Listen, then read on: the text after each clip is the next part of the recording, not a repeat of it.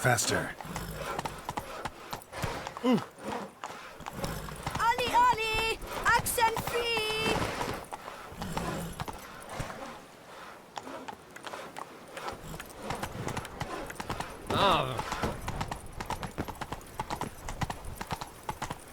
Do you know the colors I would see on the Duchy's banners?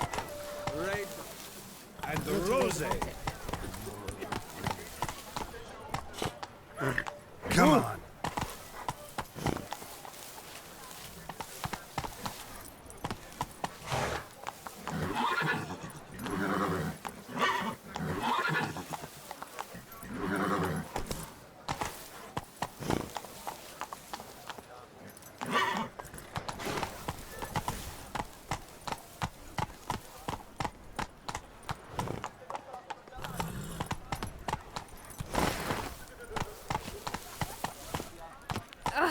Watch it! Faster. Your boots could use some polish, Prepare Baker. to witness wonders at the annual Slow now. Victory. Serving as patron this year, Lady Vivienne de Tab. Sir! Sir! A letter for you, sir! Letter? Who from? Can't rightly say, sir. I was just to deliver it.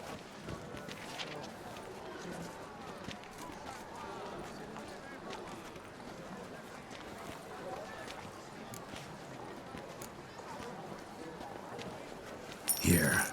And thanks. No, sir. Thank you. And I truly hope I'll be of service again. My dear friend. I've been told you're on a jaunt to Toussaint.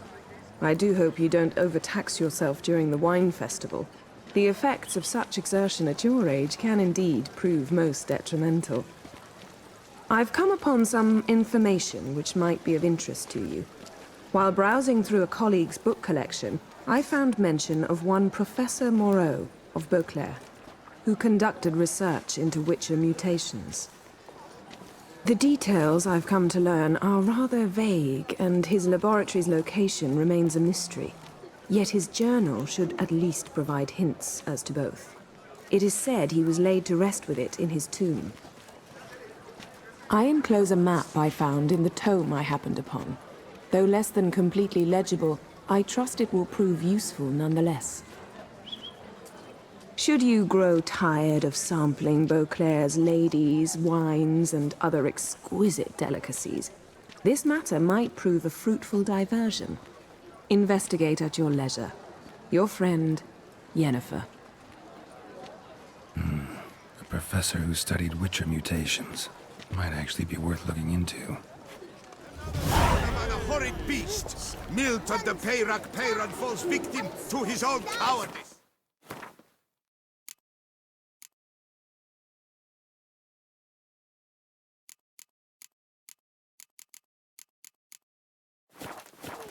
The beast of Beauclair has struck again! Citizens, beware of the beast! Turn your trembling hearts to the good book! You will find solace there! Come on, Roach. Where does Celestine wander of late? They must spy him at the building. He and his spire.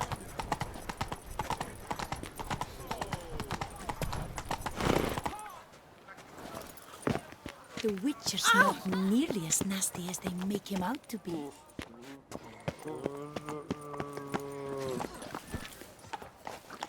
That's it, Roach.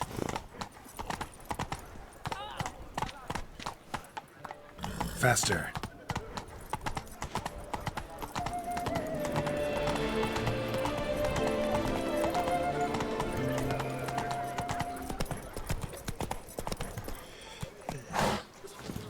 Witcher. That could only mean trouble. Nox c'est la vie. Nice tune. Might be worth looking into.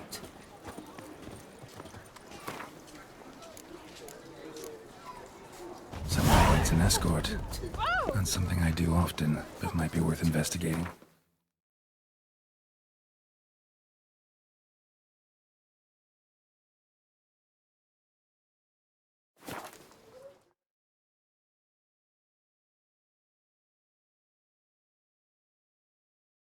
investigating.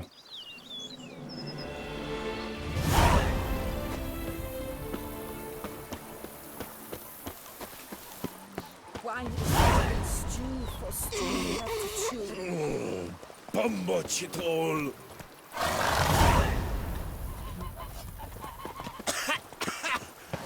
You've spread some nasty... A witch fella. Welcome home, sir. I am Barnabas Basil Fawlty. By order of the Duchess, I shall serve you as Major Domo of Corvo Bianco. I previously served with distinction at the Nibli family manor and in Nazaire with Admiral Rompali, who, as you are certain to know, is an extraordinary, demanding gentleman. Whoa, Barnabas Basil. One thing you ought to know. I'm not your typical landed gentleman. Truth be told, this is the first real property I've ever owned. Oh, in that case, you must leave it all to me. I shall organize, see to everything, and whip the house into order. I dare say this place will soon be the most prosperous vineyard around. Great. Can already see I'm in good hands. Vineyard comes across as a place with a rich history. Know who owned it before me? Baron Rossel, who went bankrupt, forcing him to sell the estate to the Duchess. The Baron, in turn, had purchased it from Monsieur Bolius of the Headsman, a truly colorful man of Ketweni origin. He was actually a headsman? No, not him, but his great-great-great-great-grandfather. Indeed. Apparently, he was a common cut-purse who somehow secured for himself the post of ducal headsman in Beauclair. Went about his work with an exceptional penchant. They say he chopped off more heads than there are grapevines in the ducal vineyards. He never hesitated, not once. Never sliced unevenly, never botched a job. For his exemplary service, the Duke granted him a title and this estate. Monsieur Bolius, on the other hand, was an engineer in his younger years. Once retired, he settled here and took to producing wine.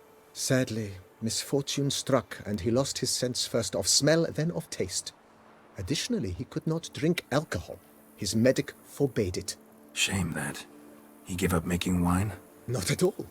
He made even more of it. Began throwing wild balls to which he'd invite friends from far and wide in order to treat them to his wine and delight in the fact that at least someone could enjoy it. It's the sort of man he was, Monsieur Bolius. Mind giving me a little tour de Corvo Bianco? Not in the least. Follow me, please. I think it would be practical to begin on the hill.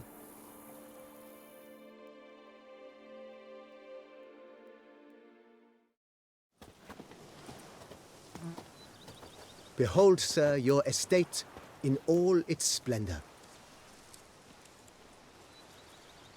Pretty vast. Indeed. And now, sir, allow me to show you a handful of interesting details. Follow me, please. Been a major domo all your life? Yes, I come from a long line of major domos. My father was a major domo, as was my grandfather before him, as was my great aunt. In fact, she was the one to...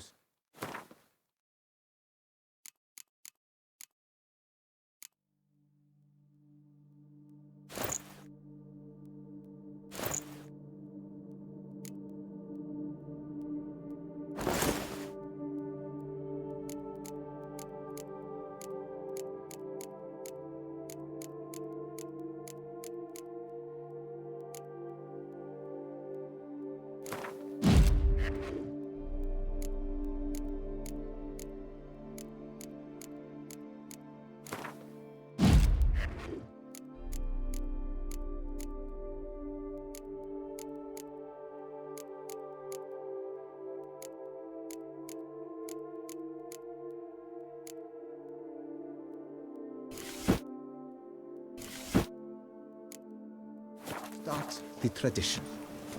Great aunt.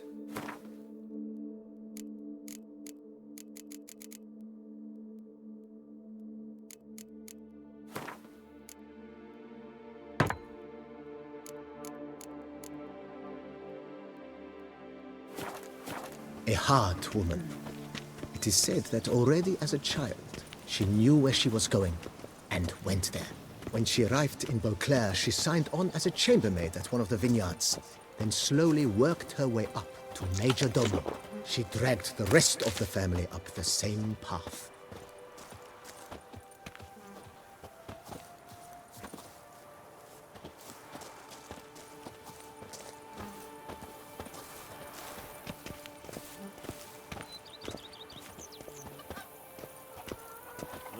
And what do you get for all that work? A crook in Quebec. The servants' quarters. I occupy the green home. With the Duchess's permission, I have hired a full staff. Their salaries to be paid from the ducal treasury. Nice of her. Not the most sightly part of the estate, I admit. But I think it's worthwhile for you as master of the domain to know where the help stays.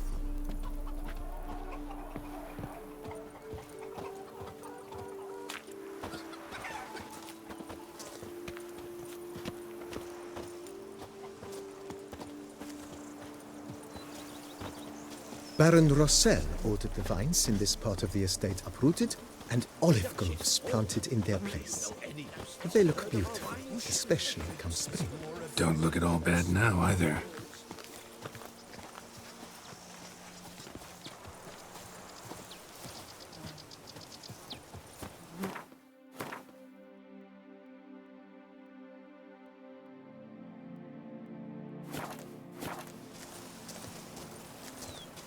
Down below lies your vineyard, where we grow a strain of Carfanere, one of the world's oldest.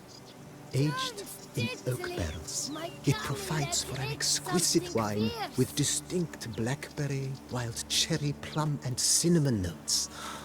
Marvelous. Have to try it one of these days.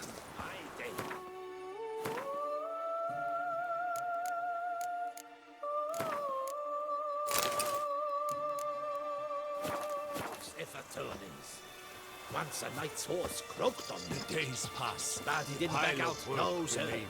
He hired an ass from a peasant, and, I kid you not, rode Nice well. Picturesque. Yes, though it ran dry long ago. During the raucous feasts Master Bolius held, he would order it filled with wine. There's a tale about a guest attending a Bolius ball for the first time and thus unaware of the custom. He had suffered great heartbreak and had decided to end his life by jumping into the well. The festivities were coming to a close, and the well was nearly empty when the suicidal guest finally jumped. Instead of killing himself, he merely broke his legs. To numb the pain, he drank the wine. Drank himself to death? Not at all. When found the next day, he had concluded he'd witnessed twin miracles. The water had been changed into wine, and he had survived. Just take to work as He retired to a monastery in the Dragon Mountains and began preaching the wisdoms of Lebioda.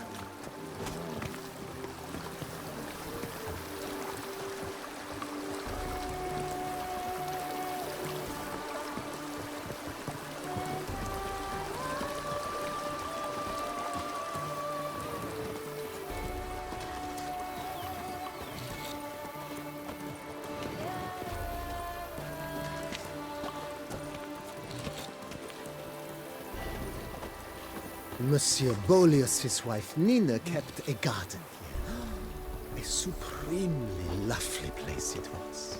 Bit neglected now. I agree. Yet nothing stands in the way of restoring it to its former glory, and once again planting it with herbs and other vegetation.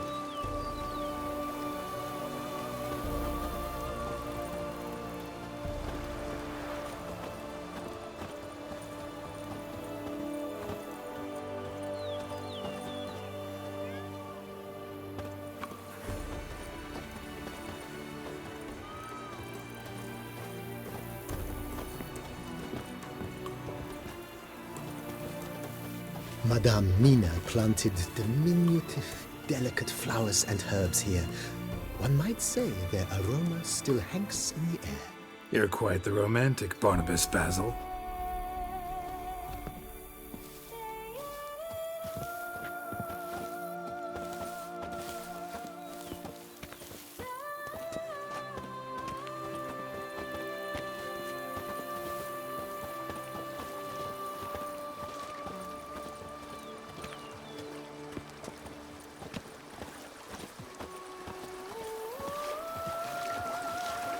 Every day the same. Wine, and look like smuggling wine. It's enough to drive you batty.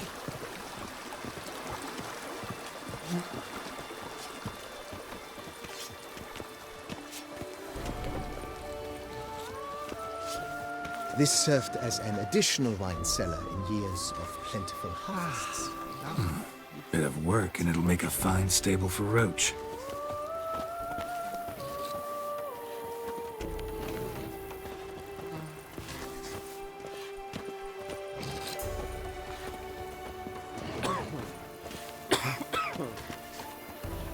The cellars, voila.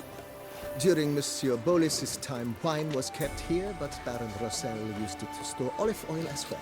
I took the liberty of cleaning up the mess, which...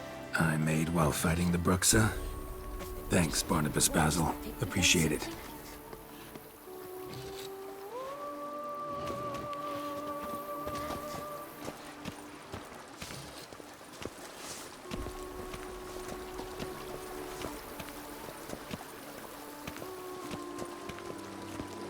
As you can see, the facade is, how to put it, slightly stained.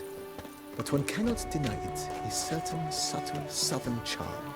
True, though it could use a bit of subtle paint.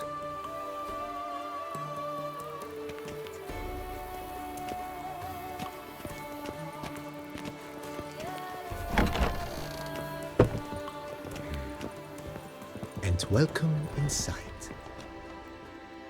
On the left is the master bedroom. On the right, the dining hall and kitchen. Upstairs, you shall find the guest room, currently used for storage. Not a bad idea. At the moment, the house is only minimally furnished. Yet I believe we will, together, devise some innovative arrangements. A few paintings, for instance, would breathe new life into the abode immediately. With that, sir, you've seen the full lay of the land. Corvo Bianco is a beautiful estate. One must admit, time has taken its toll. Forgive me for being forward, but if you were to choose to invest a small sum towards its beautification, consider me at your service on the matter. Think I'll take you up on that.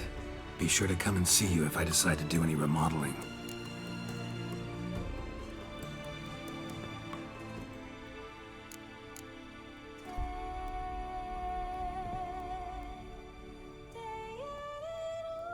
Mentioned the place could stand to be spruced up. Oh, most decidedly, sir. The question is where you would like to begin this rejuvenation.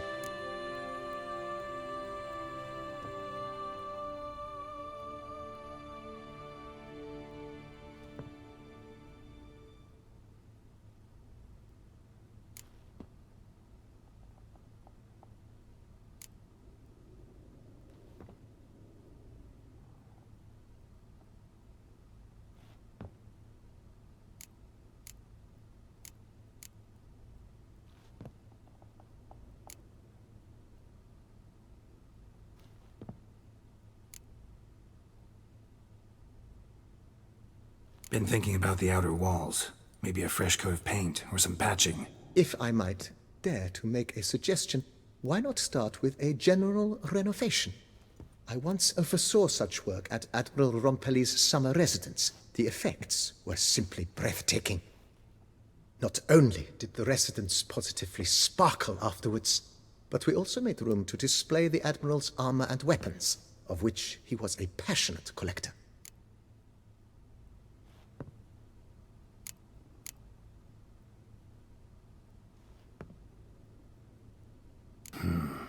Need to think it over some. I understand, of course. As the venerable Lady Eve Knibley would so quaintly put it, the rash oft contract rashes. Know what? Changed my mind. Not in the mood to talk about redecoration today. But I wanted to ask you something else. I shall be glad to answer your every question, sir. Thanks. Gotta get back to my business now. See you soon.